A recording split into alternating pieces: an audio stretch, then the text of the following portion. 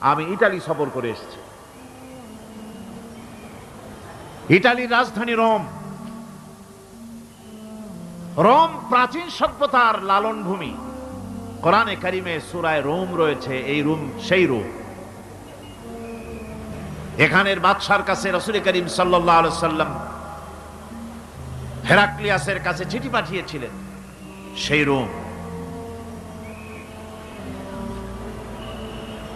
12 থেকে 15,000-এর মতো বাংলাদেশি মুসলমান সেখানে আছে। জুমার দিন, যেদিন আমি গেলাম তার পরের দিনই জুমা ছিল। জুমার নামাজ পড়লাম ভ্যাটিকানের কাছেই বিশাল মসজিদ, ইউরোপের ভিতরে সবচাইতে বড় মসজিদ এটা। রোম ইসলামের দুশমনদের রাজধানী। সেইখানে যখন আজান হচ্ছে